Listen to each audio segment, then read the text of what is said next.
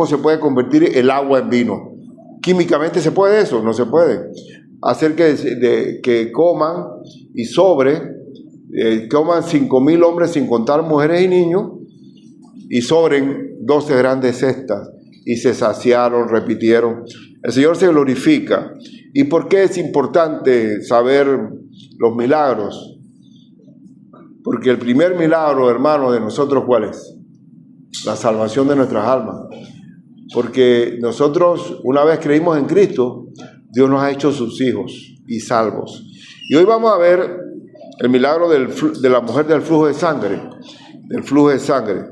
Primero, para estar en contexto, Cristo ya había estado de regreso en el lago de Galilea, había pasado a la otra orilla, a donde está el Gadareno. ¿Se acuerdan del Gadareno en Gadara?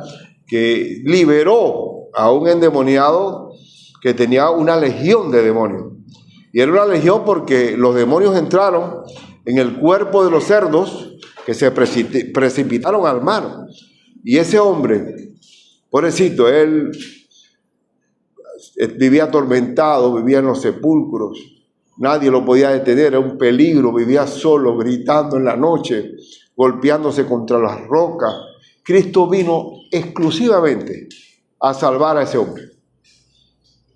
El único que tiene compasión por el perdido es el Señor Jesucristo. Y Él fue exclusivamente a salvar al endemoniado Gadareno, que resultó que estuvo después de la sanidad, de la liberación, sentado, vestido y en su juicio cabal.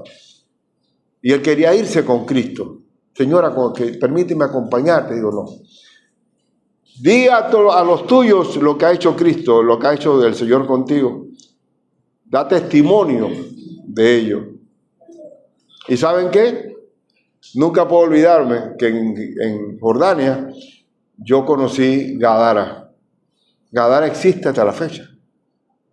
Y ahí estaba el lago de Galilea. Y allá está el Decápolis, la ciudad romana, porque siempre había una réplica de las ciudades romanas. Era como una especie de maqueta en todas. Y el endemoniado predicó de Cristo, de la sanidad de Él. Lo salió de la cueva en que estaba, en su tormento, en su falta de paz, y lo liberó. Ahora Cristo viene de vuelta y va ahora a la otra orilla. Y en la otra orilla ya hay una multitud de gente que está esperándolo. Y entonces en esa multitud se van a encontrar con dos milagros, pero vamos a hablar de uno nada más. La mujer del flujo de sangre. Vamos a hablar de eso.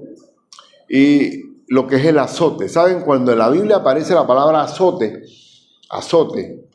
es una enfermedad prolongada.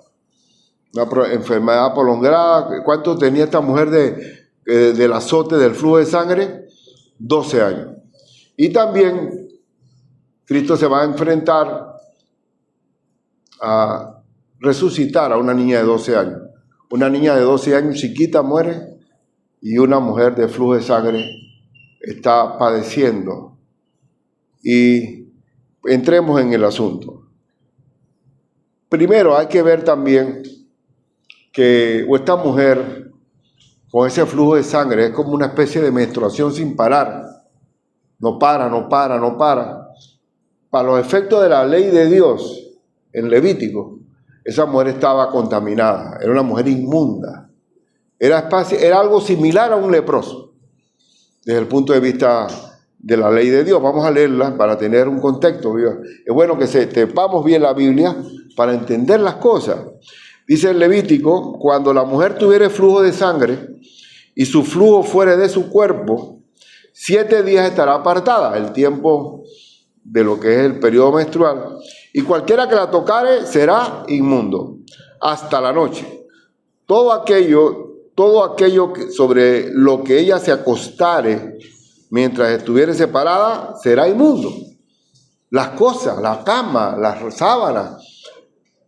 Dice, también todo aquello sobre lo que se sentare será inmundo.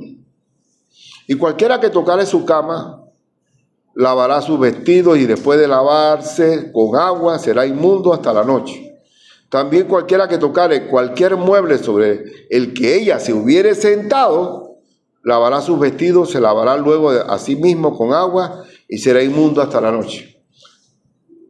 Y lo que estuviere sobre la cama o sobre la silla o en lo que a ella se hubiera sentado, el que tocare será inmundo hasta la noche. Si alguno durmiere con ella y su menstruo fuere sobre él, será inmundo por 7 días. Y toda cama sobre la que se durmiere será inmunda. Y la mujer, cuando siguiere el flujo de su sangre por muchos días, fuera del tiempo de su costumbre, que en este caso es lo que más asemea, y cuando tuviere el flujo de sangre más de su costumbre, todo el tiempo de su flujo será inmunda como en los días de su costumbre. Imagínense ustedes esta mujer privada de un abrazo, privada de un afecto. Ella no se le podía acercar a nadie. Una mujer solitaria. 12 años de su azote. Entonces vamos a entrar en esta intimidad porque el toque de piedad de Cristo en este caso, acuérdense de algo, para que tengamos bien el contexto. Nadie podía tocarla, ¿verdad? Si Cristo la tocaba, quedaba inmundo él. Estaba descalificado como profeta, como sacerdote, como Mesías. Entonces ella robó la bendición. Ella fue quien lo tocó, no pidió permiso para que la tocara, sino que ella robó la bendición. Si Cristo no hubiera sanado a esa mujer instantáneamente, ya estaba descalificado como Mesías. Así que el asunto era delicado. Y vamos al texto. Fue pues con él, estamos en Marcos 5, 24-29, vamos a ver el texto. Fue pues con él y le seguía una gran multitud. ¿Fue con quién? Con Jairo. Jairo lo está llevando para su casa porque la niña está a punto de morir. Pero yendo para allá, ustedes recuerdan bien que le van a decir, ya la niña murió, no moleste más al maestro. Pero Cristo le dice, no, cree solamente, vamos hasta allá. Pero cuando él dice, fue pues con él, se refería a Jairo. Y le seguiría una gran multitud y le apretaba. A ver, si tú estás en medio de una multitud, lo normal, ¿cuál es? Que te choque, que haya que estemos tocándonos, pues, inevitablemente. Pero una mujer que desde hacía 12 años padecía de flujo de sangre. 12 años. En el cáncer de Amílcar fueron 9 años. Y fue largo para mí. La edad del niño, de mi hijo Amílcar, es la edad de lo que fue el cáncer de Amílcar. Y era un problema eso, era dolor. Era la ida de nosotros para Colombia, por ejemplo, que Maribel nunca se puede olvidar el amor de ustedes allá con tu mamá y todo. El amor de la iglesia es algo grande. ¿Dónde se prueba el amor de la iglesia? En el dolor, en la prueba. Pero olvidándonos del asunto, el sufrir enfermedad. ¿Sabes cuándo uno valora la salud? Cuando está enfermo. Cuando tú estás enfermo es cuando valoras la salud. Dice que esta mujer tenía 12 años y padecía de flujo de sangre y había sufrido, ¿qué? De muchos médicos. ¿Cuánto se iba al médico en una enfermedad? Bastante. La ventaja que teníamos nosotros es que estábamos en Colombia y el cambio del peso, de dólares por peso, nos beneficiaba de verdad. Y fue bien Colombia, buenas atenciones, buenos médicos, buenos hospitales. Y nos salió desde el punto de vista del cambio barato, pero alto para cualquiera. Y dice que había sufrido de muchos médicos y gastado todo lo que tenía. ¿Qué entonces llevan los médicos? Hermano, ¿cuánto, Dios mío, es lo más caro que hay? Son los gastos médicos. Cualquiera de nosotros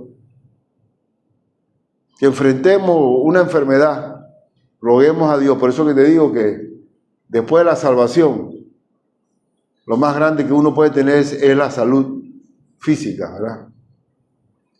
Pero ella se había gastado todo lo que tenía. Es decir, que entonces esta mujer tenía sus recursos.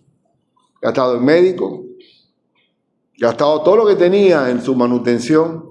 Y ya en 12 años yo no creo que haya ni familiar que te cuide.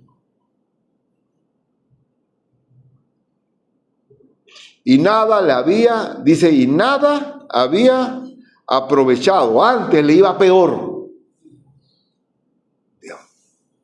Una de las cosas de la enfermedad, que tú quieres mejorar, pero que va a empeorar. Entonces, también es importante que gracias a las pruebas nos acercamos a Dios.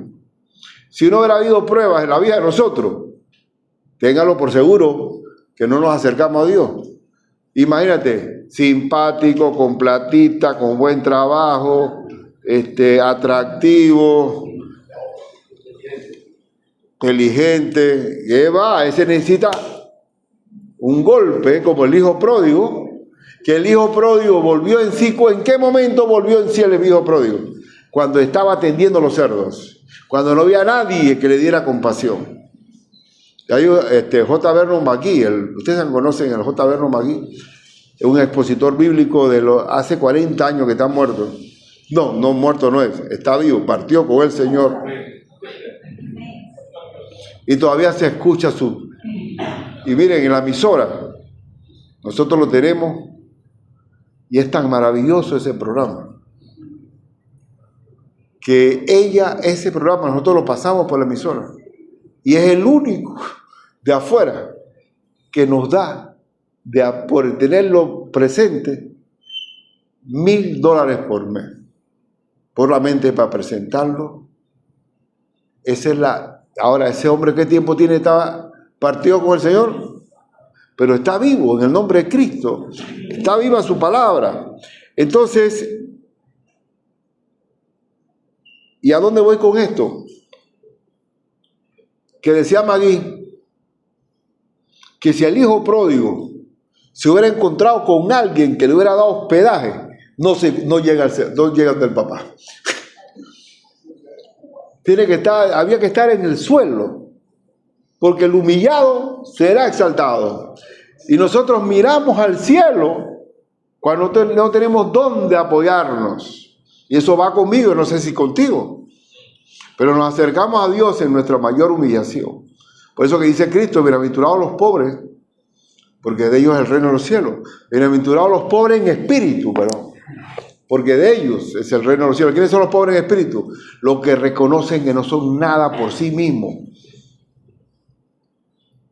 Y que van, y lo único que les queda es recurrir a Dios. Entonces, hermano, si no fuera por las pruebas, ¿nos acercamos a Dios? No nos acercamos a Dios. Porque yo como hombre, en mi juventud era bien insolente, grosso, discutido, controversial. Un solo knockout, y ahí cuando estaba en el suelo, bendito sea el Señor. A mí me salvó Cristo cuando me casé. Me ubicó enseguida el asunto. Entonces, la mujer que lo había gastado todo y no tenía dónde apoyarse y no tenía familiar dónde acudir, ella se dijo a sí misma: cuando yo hablar de Jesús, vino por detrás entre la multitud. No podía revelar, inclusive los que estaban ahí pegados a ella estaban de incógnita. Porque toda esa gente que estaban tocándola estaban contaminándose con ella. No sé si me estoy explicando. Entonces ella se va por detrás porque ella va a robar una bendición. Porque no puede explicar lo que está padeciendo, porque ella no debe estar en esa multitud. Ella dijo, vino por detrás entre la multitud y tocó su manto. Porque decía: si tocare tan solamente su manto, la puntita del manto, seré salva. Por eso que hay canciones, hay cantos de una mirada de fe, un toque de fe es suficiente. Seré salva. Y enseguida la fuente de sangre se secó. 12 años, un instante. Igualmente aquel hombre paralítico de 38 años de parálisis, toma tu lecho y anda. Y sintió en el cuerpo que estaba sana de aquel azote. Hermano, yo quiero que ustedes se metan dentro, cuando veamos la Biblia la veamos como la palabra viva de Dios. Esa mujer tenía que estar en la hediondez de esa sangre que estaba permanentemente, esa pluma que no cerraba.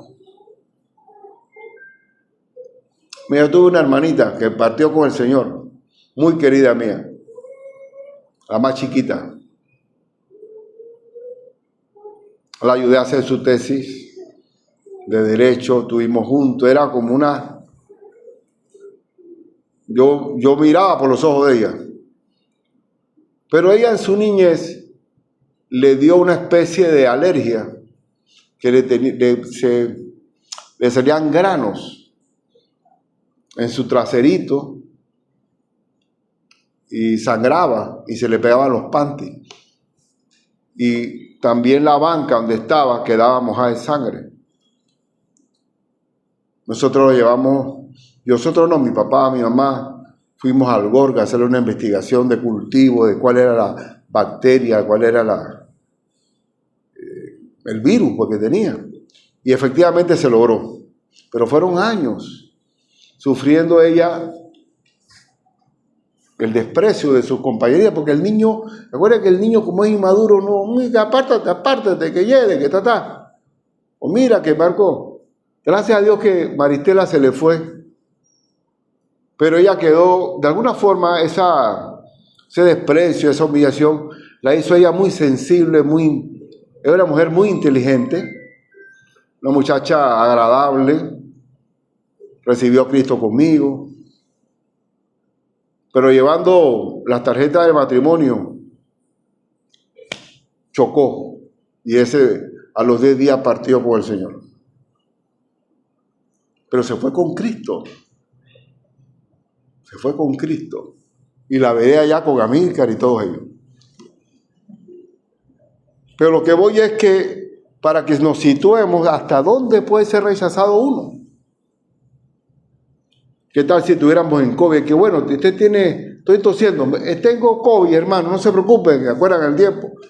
No, larga de aquí que vamos a salir todos contaminados. ¿Cierto o no? Bueno, así estamos nosotros. O sea, nosotros, esta mujer, estaba marcada de por vida. Entiéndanlo bien. Por eso que Cristo se glorificó en los peores casos clínicos. Se glorificó nuestro Señor.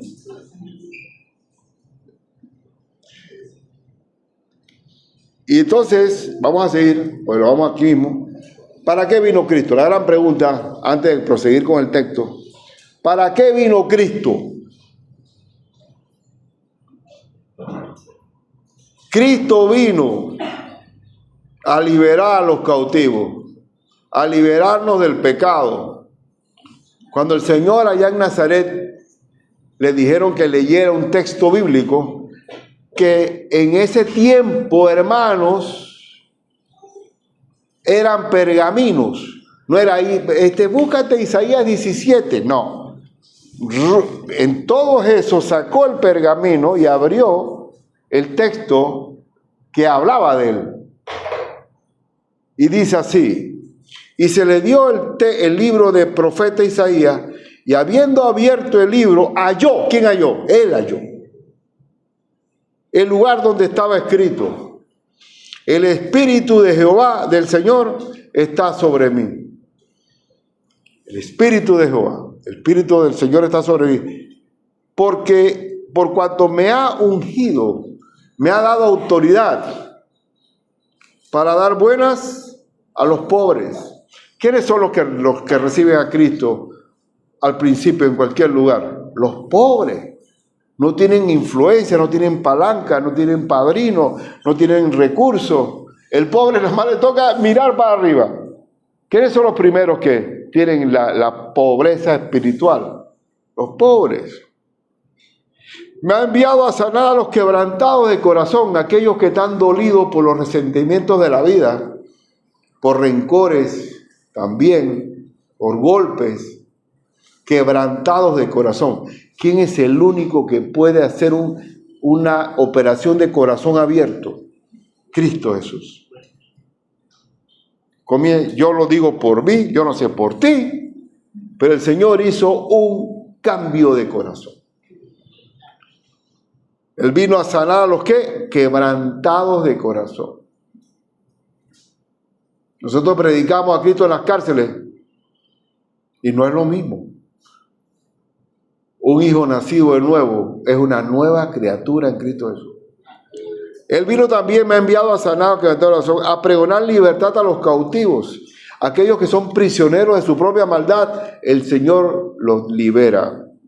Y vista a los ciegos, no solamente ceguera física, sino ceguera espiritual.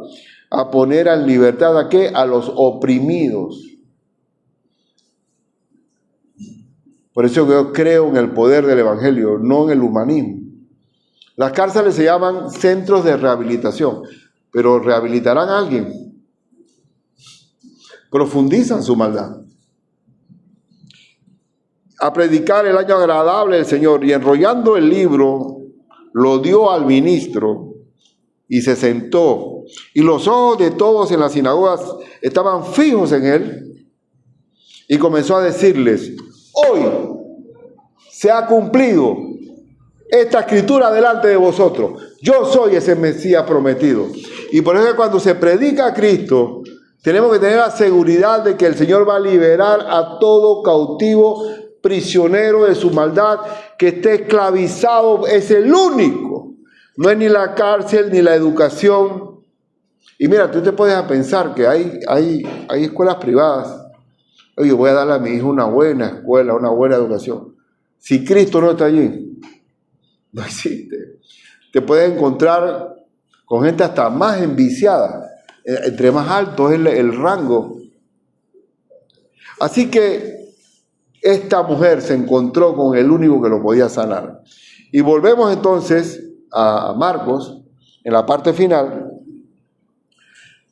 Dice: luego Jesús, conociendo asimismo el poder que había salido de él, porque esta mujer robó la bendición, les tocó y ¡fum! Pero ¿cómo es posible con tanta gente? Dice, había salido de él, volviéndose a la multitud, dijo: ¿quién ha tocado mi vestido?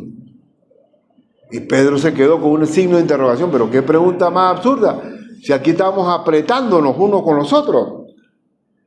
Sus discípulos le dijeron: ¿ves que la multitud te aprieta y dices, ¿quién me ha tocado? Esto está como un poco desfasado, está como fuera de foco esto. Pero él miraba alrededor para ver quién había hecho esto. Entonces la mujer, temiendo y temblando, sabiendo lo que en ella había sido hecho, vino y se postró delante de él. ¿Quién es el único que se postra a uno? Hermano, nosotros no nos postramos ante ningún hombre, nos postramos ante Dios. Él es el único que nos merecemos, el que merece adoración, gloria y alabanza. Ella se postró delante de él y le dijo toda la verdad. Y él le dijo: hija. Ojo con eso, por eso hay que leer la Biblia. Lee la Biblia, no dejes caer una palabra. La única mujer que aparece en la Biblia que le dice hija es a esta. Hija, ¿por qué? Porque su fuera totalmente, más a todos los que creen en él, los que le recibieron, a los que creen en su nombre, le dio la potestad de ser hechos hijos de Dios. Ella se convirtió en hija porque fue salva, porque había puesto toda la fe en que ese hombre era el único que la podía salvar. y sanar de paso. Hija, tu fe te ha hecho salva, hija de Dios. Ve en paz y queda, ¿qué? Sana de tu azote. ¿Está viendo la diferencia? Salva y sana. Y lo más importante, hermano, porque ustedes vamos a morir, pregunto. ¿Cuántos años? ¿Tú quieres vivir 100 años? Yo no quiero vivir 100. Que me estén cuchareando ahí para... Abra la boca. No, yo no quiero estar así. ¿Vamos a morir de algo o no? ¿De qué será? Todo el mundo es roble. Oye, ¿qué roble? ¿Qué tipo? Macano negro. Vas a morir. Vas a morir. Lo más grande que hay es la salvación. Porque este cuerpo va a padecer. ¿Sabe que Amílcar, unos días antes de morir, estábamos viendo una composición country de... Sos una belleza. El hombre hablaba de su camino al cielo, de haber padecido. ¿Y qué cosa? Y era en inglés. Pero gracias a Dios había traducción, ¿no? Para mí. Pero a mí que lo entendía perfecto. Ven acá, papá. Siéntate aquí al lado mío. Siéntate aquí. Y dame un abrazo. Abrázame duro. Me voy a encontrar con mi Señor. Eso para mí fue, pero así. No me llores. Suéltame. Pero estoy conmovido con ese canto. Ya el Señor nos habló. Y a ti también tiene que hablarte.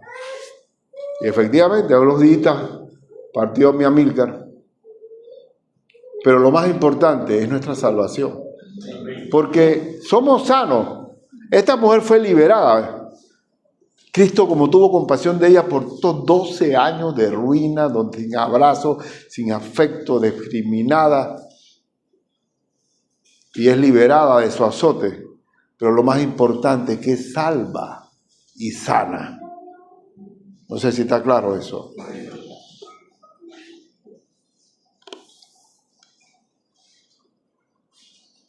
Bien, terminando, yo sé que estamos de noche. Y ya están en la última rayita del celular, de la energía. Están al 5%.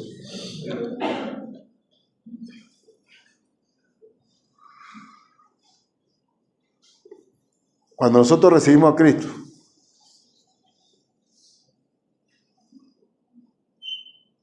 somos hijos de Dios, ¿verdad? Pero los gentiles, los que no eran, yo soy un gentil, o era un gentil no judío.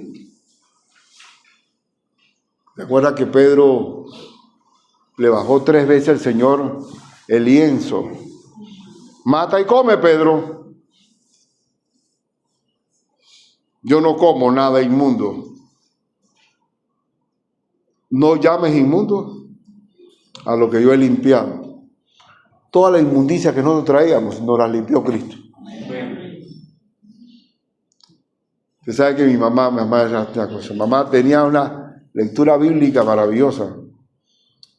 Que yo estaba con mi hermano Roberto Soto, que es pastor de nosotros. Y veníamos del campamento, paramos allá donde mamá. Y mi mamá siempre tenía preparado algo para comer. Venga, hijo, venga, coman conmigo. Nos había preparado un puerco. Y entonces Roberto, porque era un vacilador Roberto, dice, yo no como nada inmundo, hermana, perdone. Pues mamá le dice, no llames inmundo a lo que yo he limpiado. Nosotros somos unos puercos, cerdos, somos iguanas, con animales inmundos que el Señor nos limpió.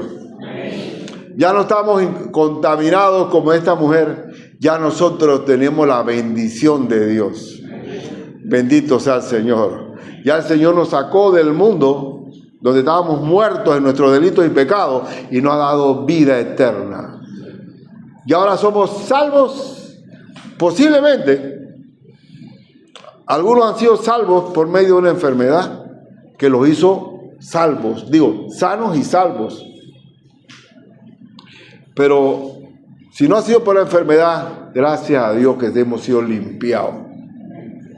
Y para Dios, nosotros somos igual que Abraham, que José. Es más, ¿qué dijo Cristo?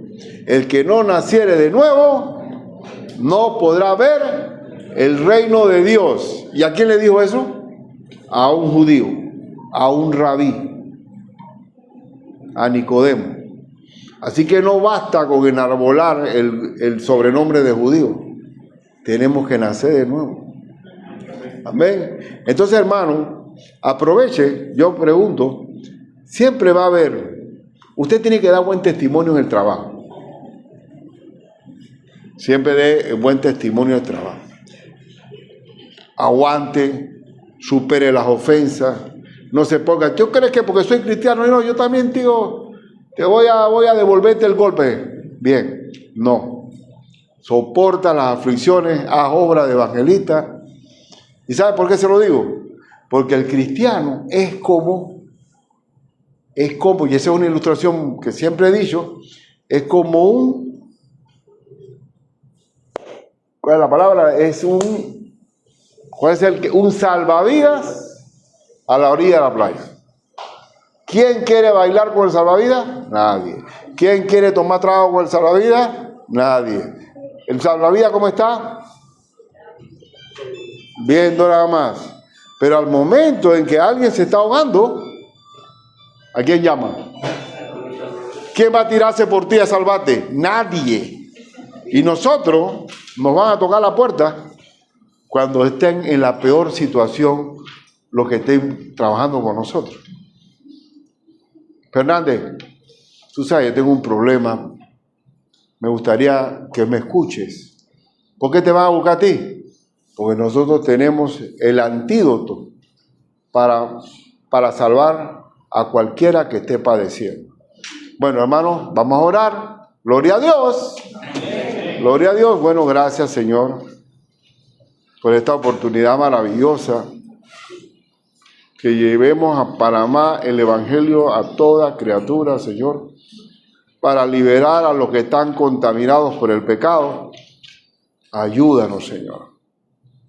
Bendícenos, guárdanos del mal, cuídanos, permítenos ser sal de la tierra, ser luz de este mundo. Ayúdanos que a través de las pruebas dependemos de ti y te glorificas tú en nosotros, pero también que nosotros llevemos esa liberación a cualquiera que esté padeciendo, Señor. Ahora, cualquier hermano ahora mismo aquí que tiene una prueba grande, te la entregamos, Señor. Glorifícate, Señor, sea la prueba que sea. No importa el tamaño de la prueba. Glorifícate en el nombre de Cristo y libera las cadenas de los que están sufriendo por algo. Glorifícate, Señor. Bendito sea Jesucristo. Para eso tú viniste, Señor, a dar libertad a los cautivos. En el nombre de Jesús, amén.